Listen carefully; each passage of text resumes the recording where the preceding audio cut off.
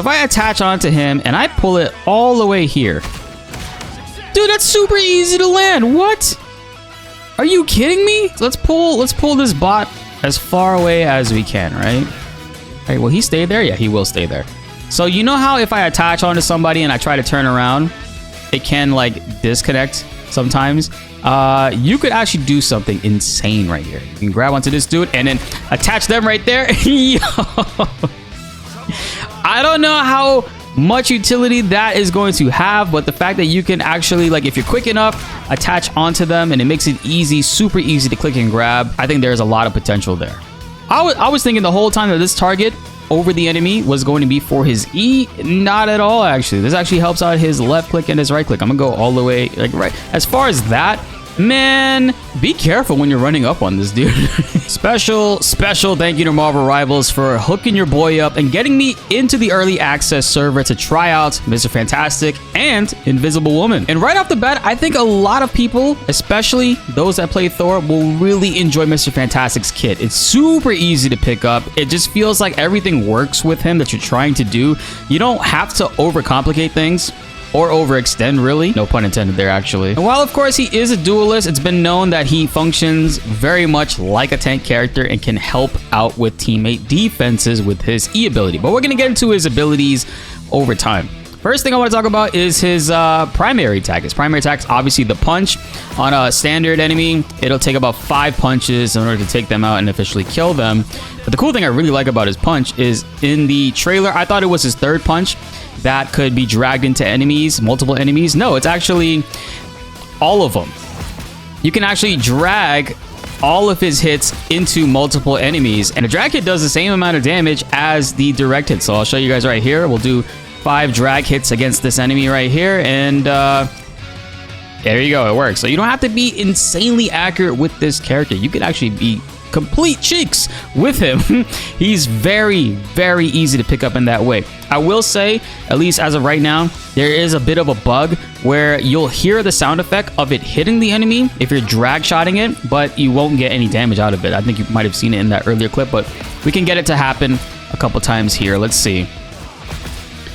Sometimes you get no damage right there. See, that one got no damage off at all. So that will, I hope that's something that they could adjust. You know, if you're hearing the sound effect for it, that means it should be hitting. So maybe they could kind of tweak that. I mean, the character's not even out yet, so that's gonna probably take some time before they even look into it. But overall, if you're really cheeks at aiming like me, you're gonna have a good time with this character because he's very forgiving with it. Say like you missed a shot, like right there, you could just pull it over. That was so late. I pulled that at the very last second as the punch was coming back. Let's see, right?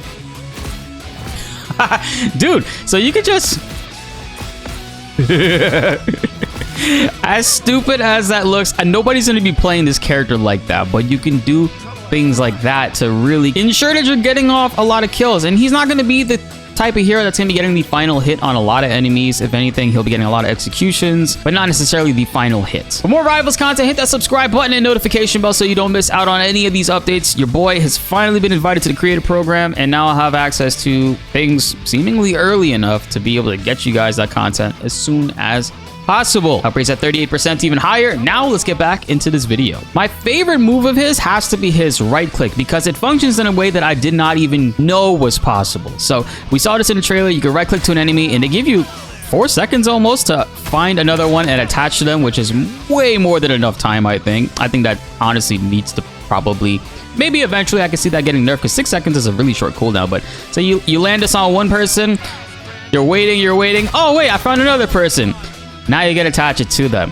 But here is the best part about this move. Obviously, it has really ridiculously good CC, especially in team fights. It doesn't really matter who you're grabbing. You'll be able to grab at least 1 or 2 people. If you can't find another person, just grab the person that you grabbed. And look at that. You can pull them towards you. This is really, really good. It's going to be awesome in a lot of team fights. So say like you're doing a little strafe, right? You attach onto somebody. He's about to die, so let me just do it. We'll attach onto him, and I'll walk to the left. And look, he pulls him to where you were standing. And this will be really good, especially dealing with a lot of healers, getting healers out of the back line, pulling them up to the front. So this way your teammates can get an easier shot landing on them. In general, I think this character has a lot of strong utility in his kit, and he's going to be extremely frustrating to deal with, especially if you're on the front line or the back line, because he's going to be, you know, if you're way back there, he's going to be pulling you together on somebody else. Getting a crazy kill like that if you're trying to run away from him, or just pulling you back towards him. You could even do stuff like this. Just pull them off. Like, if you want to be a jackass and suicide, by all means. You don't even have to really you can just do that and like pull people off stage if you're really like on the corner of the edge and you time it properly. I think that it could work easily that way. So I just thought of something kind of interesting, right? So let's pull this bot as far away as we can, right? Hey, will he stay there? Yeah, he will stay there. So you know how if I attach onto somebody and I try to turn around, it can like disconnect sometimes? You could actually do something insane right here. You can grab onto this dude and then attach them right there. Yo! I don't know how much utility that is going to have, but the fact that you can actually, like, if you're quick enough, attach onto them and it makes it easy, super easy to click and grab. I think there's a lot of potential there. Another really solid move of his is his E, which has multiple charges and charges up as its own cooldown. So if you get in with your E on an enemy, it'll deal damage to them, which is really cool to weave in between your hits if they're trying to get away, or to secure a kill if they're right at a pixel. Also with his E, if you got flying enemies up on you, you could actually jump in there, grab them, pull them back in, jump up there again. Like, you're not always gonna be killing Iron Mans or Storms really, but you can provide some decent amount of fire on them to keep them well on their toes. You see a lot of teammates getting them down to a pixel. You could actually go in and secure the kill if they're close enough. Mr. Fantastic doesn't really have an out or a really successful way to get out, if that makes any sense. His E can work on teammates, and that's how you can essentially get around the stage. If you're roaming around and you have teammates in the back line and you want to get back to them or provide them with some cover, you're gonna pull yourself in on them.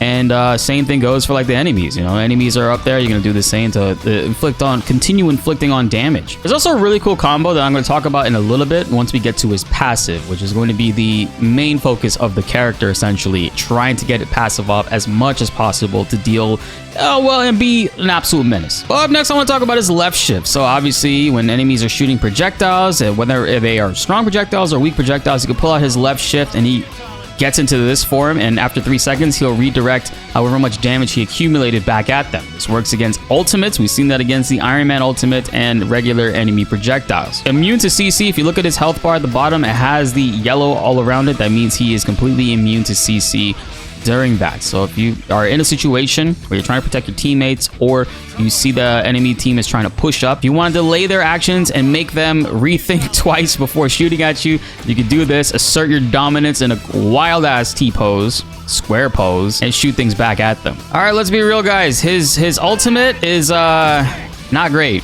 It's not going to be killing enemies, executing enemies like that. If anything, it's to create distraction and disrupt fights, help your teammates get away, and also for yourself to get away too. I think if anything, his Q is a good way for him to get out of combat. By itself, if you don't hit anybody with his ultimate, it actually gets 3 bounces. But if you continue landing on enemies, you can go up to 6 times with it. So there, I missed. Oh my god. Yeah, so it goes up to 6 times. You get it. But the main thing, you're gonna want to be using this to kind of get away if you can, if you need to. It's just another alternative, because the only other way to get out is with his E. Now, a big reason why you wouldn't necessarily care whether or not you get out or not is because this character can dish out some pretty good damage, but also take it as well, and has a great amount of sustainability. So let's talk about his passive now. You'll notice that as I deal damage, underneath the cursor, there is a bar right down there. It just says 20 right now, but it has to get to 100 in order to activate his passive. And over time, if you don't do any actions, it actually will drain itself. The more skills of his you use, you can fill up your passive. Even if you miss your right click, you could still get 30 off of that, and then build it up slowly over time with punches. So keep that in mind. The more skills you use, the more you'll be building up his passive. So while in his passive, he does swole up and he goes up to almost 800 health, right? How big is that? 800 health? As close as possible to 900, and he becomes ridiculously tanky and hard to kill. So let's actually get into this as quickly as possible. You'll see right there, we are now into his ultimate form. 925 HP, that was kind of nutty. And in this form, he deals more damage, but he loses range. So let's actually jump back into it real quick. You'll see right here, I can't actually reach this target from this range. But you'll see in a second when I go back into my normal form, I totally can. So you lose range, but you deal more damage and you can take more damage. Ultimately, that's a little bit of a trade-off right there, but I think that it's very easy enough to go into this form. And you can do the same thing where you slide the punches around. You saw that it hit the other dude twice right there. Now, the quickest and easiest way to get into his passive is you don't even have to grab multiple enemies. You can right-click one, right, pull him in, E, punch, E again, and within the next punch, you're already in the passive. That's probably one of the quickest combos and quickest ways to get into that combo. And going up to 900 health very consistently too in any fight, really, because look, we already got our cooldowns back. We're already back into this. So in big team fights, you're going to be activating this passive quite often, and having 950 health is going to be ridiculous to help out your entire team in massive fights. So let's go back again. Dude, again, non-stop. If you really want to be spamming his abilities, you can actually get this, and it lasts about 5 to 6 seconds long. You're going to be benefiting the team a whole lot and causing a lot of mayhem. The reason why I say if you're a Thor main, you're really going to enjoy this character is because while Thor is a Vanguard character, a tank character, he does function and deal a lot of DPS as a duelist character. So Mr. Fantastic has a very similar approach in that way, where he's a duelist character, but he functions and has a lot of abilities to help him out as a hybrid tank Vanguard character. And his damage isn't insane by any means, but over time, he is going to provide an amazing amount of support to any team composition, really. He could fit in any single team composition whatsoever. Just imagine having a Thor in your team, constantly pushing them, and then him grabbing and pulling them back into it's going to be very hectic. But all day tomorrow, when this character drops, I'm gonna be playing as Mr. Fantastic and running as much competitive matches as I can, because I really do like his character kit, and I think he's gonna be a lot of fun to play. Now, throughout this video, you'll probably notice a couple of gameplay matches in the background. I was able to quick play and get into some matches. However, only one of those matches had a couple of teammates in it, whereas the rest were actually bots. It did allow me to get a really good grasp on his kit, but not really see exactly how useful he'll be in an actual match format. Remember, without teammates near him, he can't really use his E to get in and out and move around. So, I mean, every now and then you could always get away by using his ult.